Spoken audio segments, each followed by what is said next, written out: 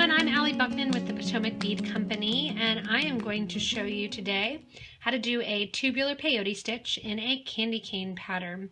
So I worked with this for a little bit to get that fun old-fashioned candy cane stripe with the small and bigger actually look to them. We're going to be using 11 O's for this. You can use 11 O's, 6 O's, 15 O's, whatever size you want in order to do this stitch. It'll just change the actual circumference of the circle that you're working with for that tubular shape. If you want to, you can also make this into beads rather than the whole section. I'm going to be doing a whole bracelet with this. And for materials for the 11 O's, obviously the obvious choice is that you're going to be using a red and white 11O. Whether or not you use opaque or silver lined or transparent, up to you. And then same with the white. If you want to use a silver lined white or a crystal silver lined, or I'm using a matte white, that's up to you. Doesn't really matter what you want to use. That red and white will still come through. If you want to make this off season, you don't want it to have that red and white look, never fear, you can do that as well, that you can just change up the colors. I would suggest if you don't want that red and white look, to make it really fun, add 4 colors rather than just the 2 colors having the repeat pattern. If you need any of these materials, there's going to be a link there on the left-hand side of your screen in order to go to the 11O seed beads, as well as the rest of the beads that I'm using for this tutorial. You can also go down to the Show More button underneath the description, right underneath the video here, and get links if you want to purchase anything from me online through PotomacBeads.com. You can also print out a list of your materials that you need, take it into your local Potomac Bead Company store, and get them there as well. In addition to my 2 colors, my candy cane colors of my 11 O's, I'm going to be using just a few 15 O's to kind of close up the ends, and I'm going to use these in the Duracoat Galvanized Gold. And then I have a nice Christmassy looking faceted crystal button, and this is a Potomac crystal button faceted with a crystal Labrador, so it has that awesome kind of sparkly holiday shine to it. So I get both the silver and gold and the candy cane colors in as well. Needle wise, I'm going to be working with a size 11 tulip needle. I have some 0.006 wildfire beading thread in white. I also have my wildfire cord cutter. You could also use the Thread Zap or Thread Zap Ultra. Either one works. Some sort of thread burner is nice and handy, and then some super new glue. I'm working right here on a bead mat, and this is a project which is going to require a lot of thread. So you are going to have to add more thread unless you want to start out with a huge piece of thread. I like to start out with about 5 feet of beading thread, and then I'll show you during the video how to add on more if you need to add on any more thread as you are working. 5 feet for me is really manageable. I don't get it tangled as much, and especially if you're a beginner, anything longer than that can be a little bit daunting, that you're pulling so much through and it's taking so much longer. So I like the speed of working with about a 5-foot section. To start out, we're going to start out basically with an A, B, C, D pattern. That's how we're getting the different beads here. Our A bead and our C bead are going to be the same. Our B bead and our D bead are going to be the same. So you want to lay them out in piles even if you want to, so it's not as confusing. You can lay a pile red, white, or just pick up as you go along with the pattern. So we're going to lay out some beads, and we're going to get 5 feet of beading thread off and thread our needle. To start my project, because it is a tubular peyote pattern, I'm not going to add my clasp and do the downgrading using the 15 O's until after I'm done my project. Because of that, I'm going to add a stop bead onto my thread. I'm going to leave about 10 inches of thread after my stop bead in order to add my clasp to the beginning of my project.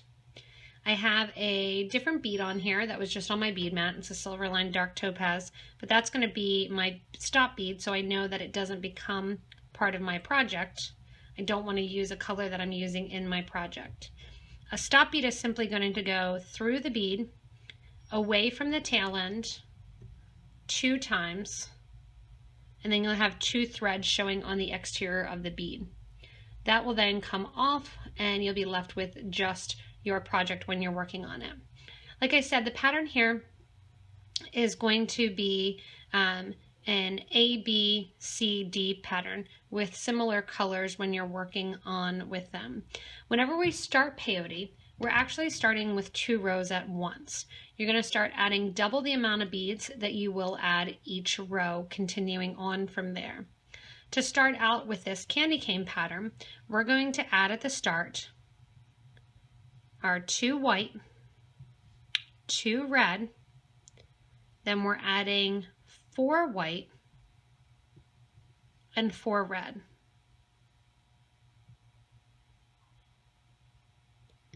Once I have all of those beads on my needle there, I've got 12 beads on, I'm going to let them drop down next to my stop bead.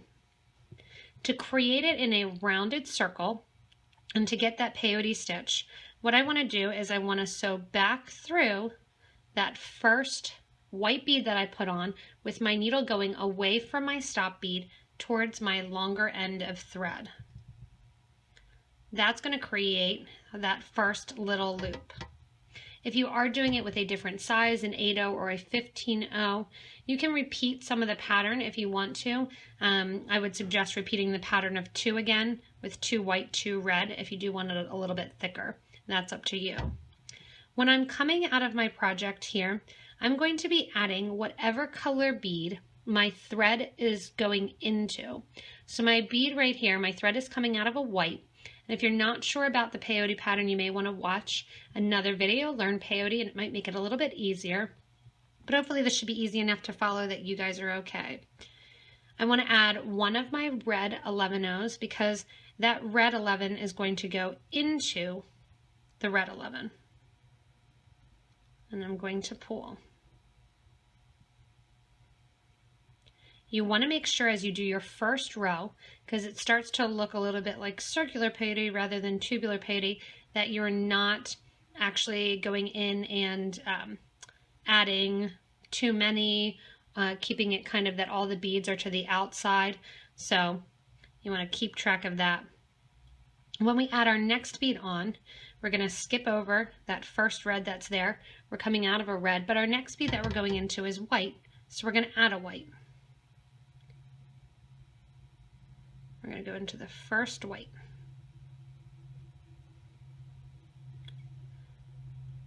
Our next bead in our circle that we're adding, we're going to go into a white, so we're going to add a white.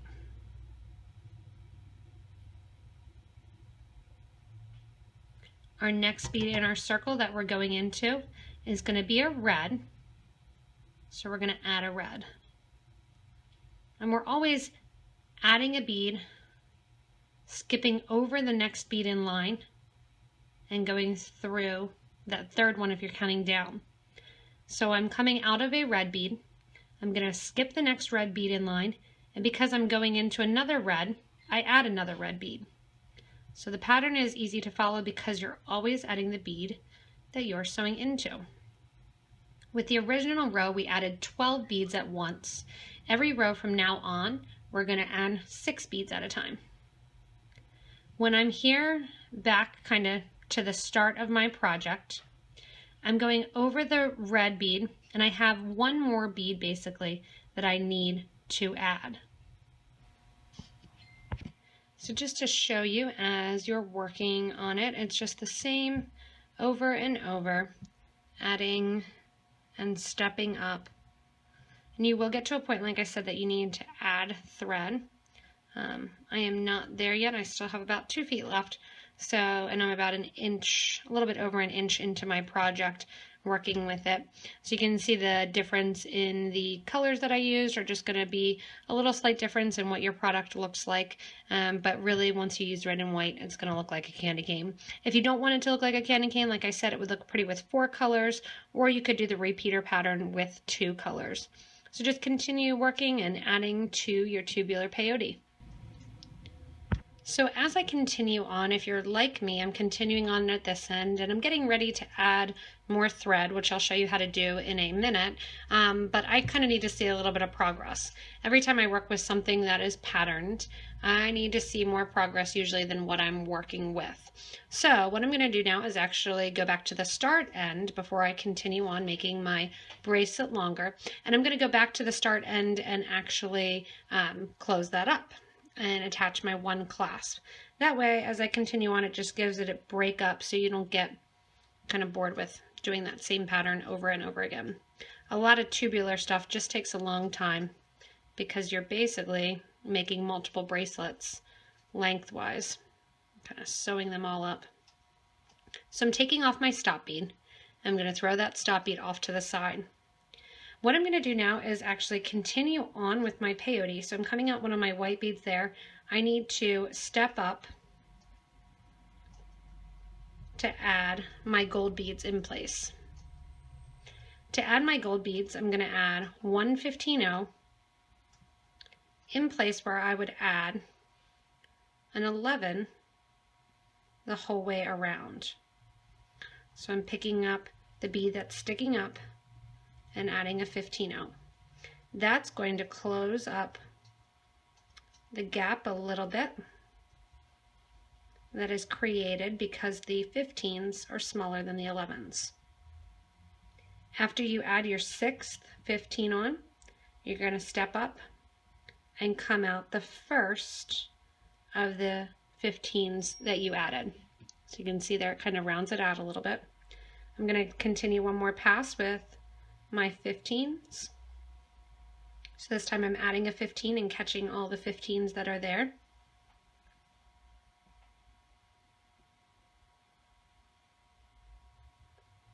Once I'm sewing around, I'm applying pressure to my thread to pull that in a little bit more. When you get back to the start, again, step up just like you've been doing. So you're going to go through that first gold bead and then the one that you just put on. We're going to do one more gold time around before we start doing decreasing peyote. And this is basically creating a cap or an end for the project. You can see this is why we left our 10 inches, one at the start. And as I get to my spot here to step up, give a nice tight pull in, and that'll force some of those 15s to kind of lay inside the actual stitch. Once you have this, we're going to go around and basically stitch all the 15-0s together and close it up.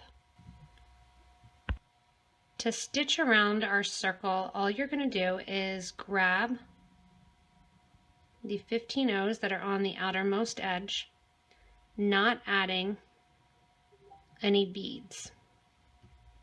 If you like that gold pop of color on the end, you can actually just continue with your peyote and do a little bit more. That closes up that end really small, just adding that little fun hint of like a Christmassy gold to it. And what we're going to do is we're going to add our button to the end of that. Because tubular peyote tends to be a little bit stiff, this is where a good section too is I kind of go in and almost play with my peyote and loosen it up a little bit. I don't want it to be super tight because I do want it to be able to curve around the wrist. That being said, I'm going to leave a little bit more playroom when I add my button so I don't have to really put a lot of stress on the thread with the button. When I'm coming out of one of my last of my gold peyote beads, I'm going to pick up 5 of the gold 15s. I'm going to go up through the back of that button through one of the holes, doesn't matter which one. I'm then going to add a gold, a red, and a gold. So 15, 11, 15. And I'm going to skip across on a diagonal, so that way I'm going and coming out the opposite side of that button. When I come out the opposite side, I'm going to grab 5 of my 15s. And I'm going to go to the complete opposite side of my peyote stitch here at the end. So I'm coming out of bead number 4, I'm going back to bead number 1, but I'm going to go in the opposite direction. My thread is coming out right now down. I'm going to go up and in on a diagonal. If you don't get that exactly right, it's not that big of a deal. I don't want to create a huge gap between these, but again, I do want some play in order for that button to be able to lay down next to the project and for me not to have a lot of stress on that area. I'm going to come up back through the 5 seed beads that I just added. And when I do, I'm going to stop right before the 5th, so up 4. When I'm up that 4th, I'm going to grab a 5th bead and I'm going to go in one of the holes that's beside. What that's going to do is just kind of pull that into a Y section like that. When I'm at the top, I'm going to add another gold 15. I'm going to go through that same red bead that I added. And what that's going to do is just create a little X pattern, add another gold, and come out the back side through the last hole of the button. Once I'm out the back, I'm going to add one more 15, pick up the 4 beads, so I'm skipping over the first one, and pick up the 4 beads on the opposite side.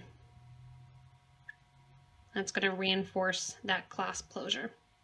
And this is what it's going to look like from the back. You have those 2 wide sections, and then you also have that little X on the top.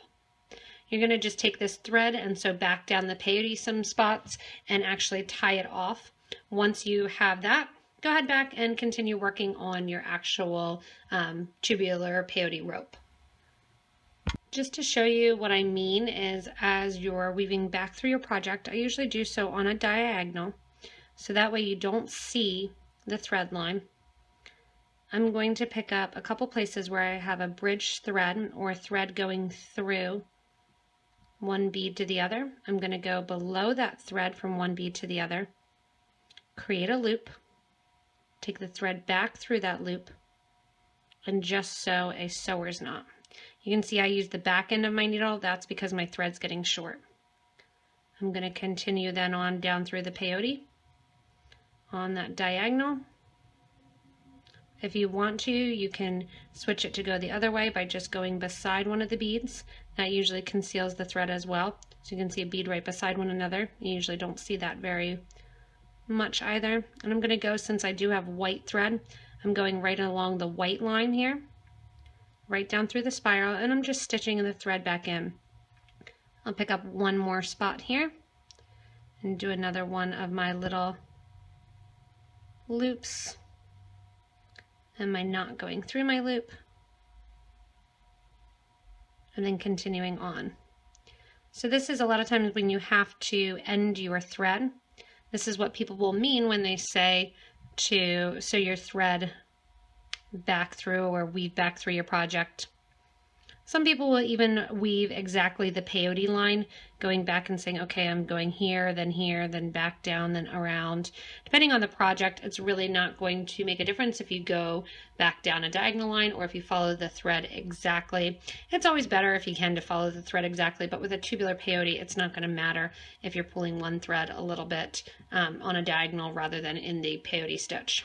So now that I have one end of my clasp done, we're going to turn around here and I'm going to show you how to add thread to the other end, and I'll continue making my bracelet. So as promised, I work with my thread until I can't really go much further. In this case, because I am using white thread, I'm going to make my knot, knotting the 2 threads together in between white beads, which is kind of a common sense thing. You're less likely to see the knot, which is going to be white, if you're next to your white beads and in between those. So I'm at the point here where I've added one of my white beads to my most recent peyote row. And I'm going to add my other white bead. Before I do that, that's when I'm going to go ahead in and add my thread. Some people will completely weave their thread back through, start way down here and weave the thread up. Because it's not really going to show a knot whatsoever, I am going to knot one thread to the other and then show you how I basically take off the ends here. I'm going to push the needle down on the existing thread a little bit so I can get right in close to those 11 seed beads. I have another piece of 5 feet of beading thread on a new needle, and I'm going to take the very end of that thread and I'm going to knot it around the existing piece of thread. So right now the existing piece of thread is just sitting there. And once I have that knotted to it, I'm going to take that knot and push it down as close as I can to that white bead. Take the ends now of the 2 threads and tie them together in a square stitch fashion, right over left, left over right, or switch hands. Because I have that needle still on, I am going to take that needle from my old strand, and I'm not going to end that thread right in the same spot as my knot because I'm already going to have one end there. So I'm just going to take my needle and thread and sew back through just like we did with the clasp on a diagonal, and that's actually going to pull that knot in closer to a bead. Once you have it back through a couple times, if you want to do that sewer's knot, making a loop and grabbing one of those threads, you can, that's up to you, but you've already got that knot there. I do glue my knots. Some people don't like to, and in that case I would do a sewer's knot. Once you have that done, you can take that first needle off, burn it down just a little bit, but you don't want to glue yet because you want to make sure that you don't glue through any holes in case you would have anything that you need to work with your project on the next hole. Once I have that, I am going to also burn down that new little end, and then you're just going to continue on. You just pretend that there's not even a point there where you have the knot.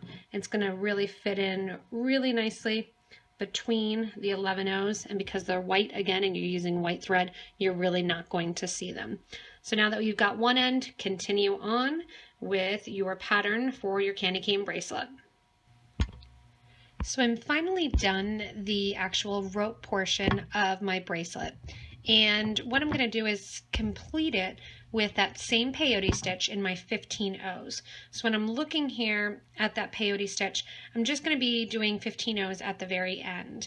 I have gone through the bracelet and kind of wiggled it with my hands. I've had to add thread one more time, and have been working on this for a while. Tubular peyote, like I said before, not the most quick in stitches. So it does have a little bit of a stiff bangle feel to it, but you do want to make sure that you can kind of play around with it, that it's going to turn. Again, like I said, if you are doing it in 15s, you may need to make it wider in order to make the loop bigger so that way it will fit. The smaller the beads, the tighter the stitch, the same with the delicas, so you're going to have a really hard time turning. If you do want a bracelet that's a little bit wider, because this one's really not that wide, if you do want one that's a little bit wider, you could do, like I said, that extra row of white and red, and that would get you a wider bracelet, which will turn a little bit easier because the wider the bracelet is, the more it will turn. I'm coming out of one of my red beads from the previous row, and I'm going to go in and I'm just going to add my gold beads around just in that same peyote stitch that I've been doing. Once I have my 6 gold beads on from this first row, I add 6 more and do a second row of the 15s.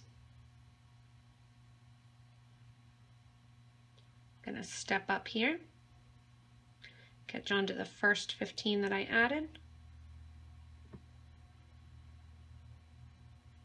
Oops.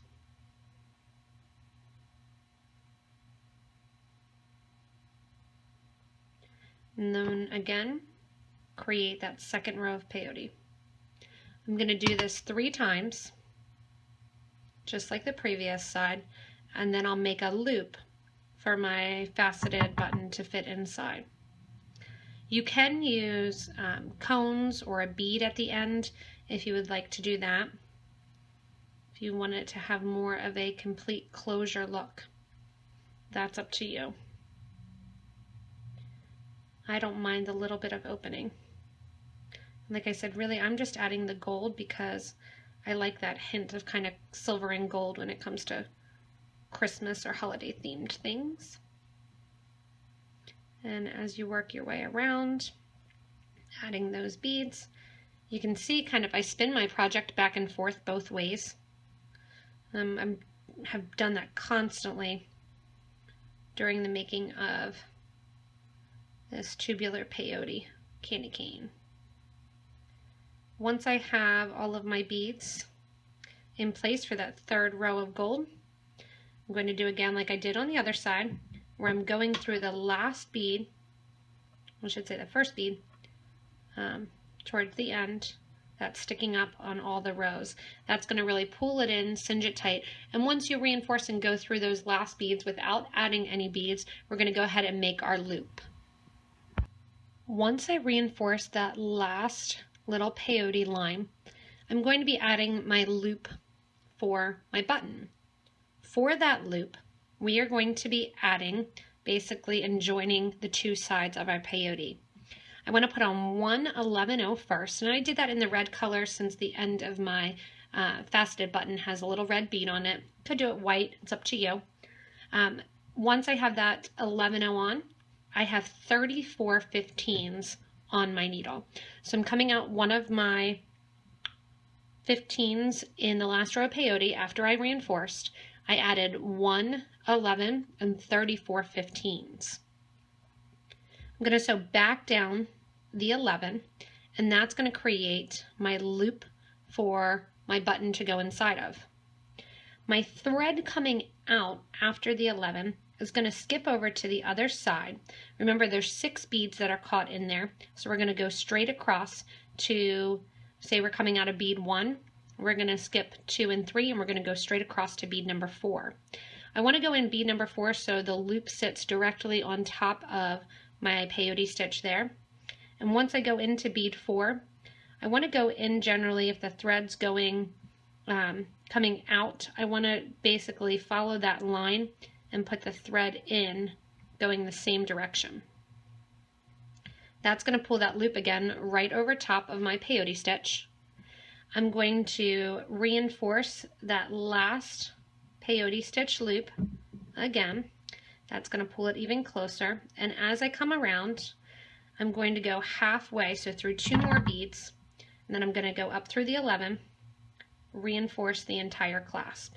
If you want to, you could also do a peyote stitch here on the clasp to make it a little bit fancier, a little bit more blingy for Christmas. You could add 11 O's in the red color on the outside, or you could stick with your 15s. You're just going to go up this whole line and reinforce. The most tension on bracelets are at the closure points, and especially with this one where it keeps its rounded form, you definitely want to reinforce at those closures. At the starting end where we added our button, we reinforced it 4 times. This time we're going to do 3 going through our loop. Once I'm coming out, I want to find a point that it's not near, that it hasn't gone through. So I'm coming out right here and I'm going to catch on to this end, because if I move my clasp over a little bit, that's an open side. I'm going to catch on to that open side, go through a bead, go back up my peyote loop again. So once I've reinforced this that 3rd time, and anything more is going to be hard to get the thread through, so that's why I'm going with 3. If you want to switch to a size 12 needle, you can do that, and you can go through one more time.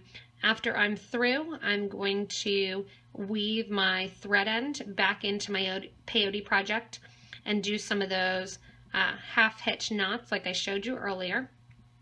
And then we're going to glue all of our thread connection points, and our bracelet will be completed.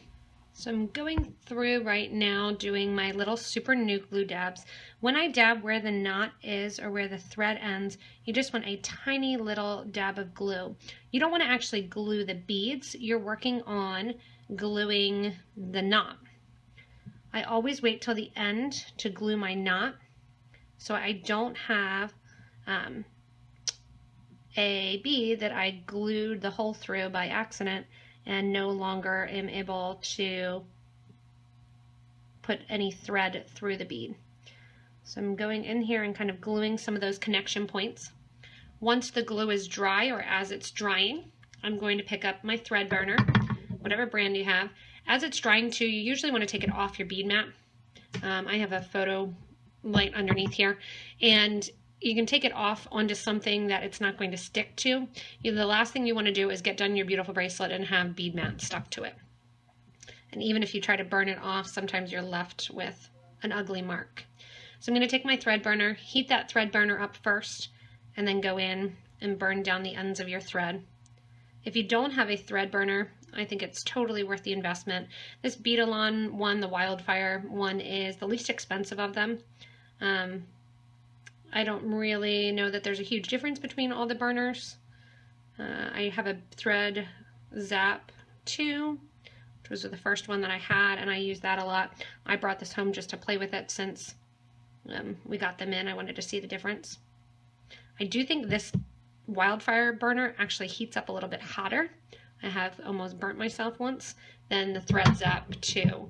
The Ultra is also another Thread Zap brand. Once you have your bracelet completed, you're going to be able to wear it. It has that great candy cane look to it. And the nice thing about this bracelet is it does keep its form. So when you're wearing it and when you have it on, you can wear it on your wrist. It keeps its form a little bit. It will loosen up just a tiny bit as the thread stretches, even though it says that the thread doesn't stretch. It does. The thread stretches on everything just a little bit, and the bracelet, like I said, is going to have a lot of tension there until it loosens up a little bit at the connection point because of the shape of it. So just kind of move your beads back and forth. It'll turn a little bit more of a squish tube rather than a full tube, but even though it's a really time-consuming project, it really does look like a candy cane, almost good enough to eat. And I think that faceted crystal button really pops it out and brings out that look. You could have used a number of different colors or buttons or clasps, but I like that gold and silver to keep that Christmas theme. Again, if you need any of these materials, you can go back to the beginning of the video, or underneath here has a list and a link to all the products that are used in the video. You can also shop at your local Potomac Bead Company store. If you can't get to there, you can shop with me online at PotomacBeads.com. Also, if you like this video and you're not already subscribed to our channel, you can subscribe to our YouTube channel and get regular updates when we do videos, when I do new designs, new creations, as well as product updates, product reviews, and so forth. So happy beading, everyone. Stay connected with us in this YouTube page, for our YouTube page, as well as our Facebook page, and check us out online. Have fun for the holidays, everyone. Make these wonderful Merry Christmas candy cane bracelets.